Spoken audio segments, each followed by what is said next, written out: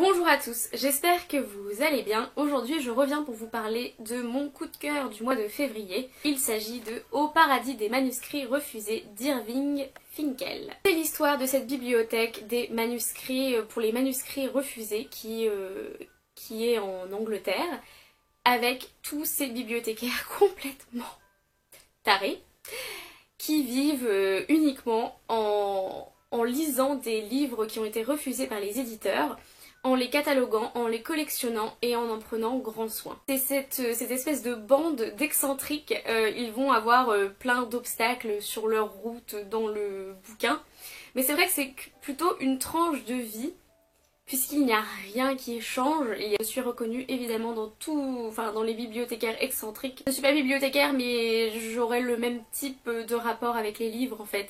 Ça m'a fait tellement plaisir de voir qu'il y avait des gens qui étaient aussi tarés à propos des livres que moi. Je sais que je suis pas toute seule, mais des fois ça fait du bien de lire à propos de ça. Les personnages du coup sont vraiment chouettes, ont vraiment du punch. Ils sont tellement drôles. En fait, ce livre est totalement cocasse. Certains personnages sont ridicules presque, mais c'est beau en fait. Puis il y a des situations tellement cocasses, tellement drôles, que ça en magnifie les personnages qui font tout pour détourner les gens de la bibliothèque des refusés en fait, pour pouvoir garder leur trésor pour eux tout seuls. Et c'est vraiment effectivement une déclaration d'amour au livre. En tout genre, là au livre effectivement, et aussi une critique de l'édition et du monde de l'édition qui peut refuser des chefs-d'œuvre. En fait ça fait juste du bien de lire ce genre de bouquin, et ça a été écrit par Irving Finkel qui est conservateur au British Museum.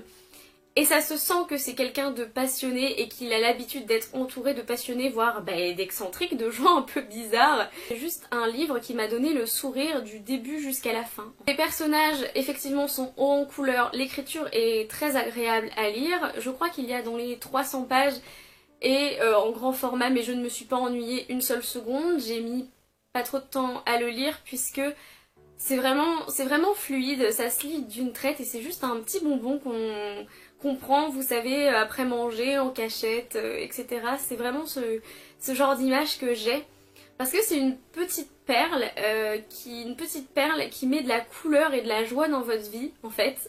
Enfin, dans la mienne, en tout cas. Donc, en le commençant au début, je me suis dit, je sais déjà que c'est un coup de cœur, puisque l'univers me plaisait totalement. L'univers dans une bibliothèque, voilà, c'est vrai qu'on sort pas beaucoup de la bibliothèque, un peu mélo, mais je me suis dit, ah, si seulement cette bibliothèque existait, il y aurait un endroit pour moi en fait. Ce serait vraiment, je ferais n'importe quoi pour aller travailler là-bas, avec ces gens qui sont plus exceptionnels les uns que les autres et qui sont drôles et passionnés. Honnêtement, c'est vrai que ça m'a fait rêver.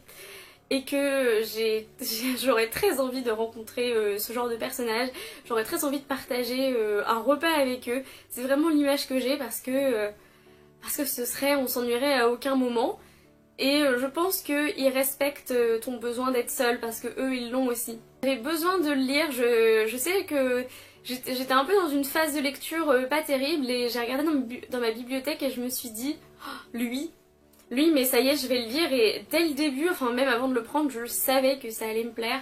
Ça m'a fait à peu près le même effet que le cercle littéraire des amateurs d'épluchures de patates, que j'ai adoré aussi, puisque j'aime beaucoup quand les histoires personnelles se mêlent à l'histoire personnelle avec les livres, justement.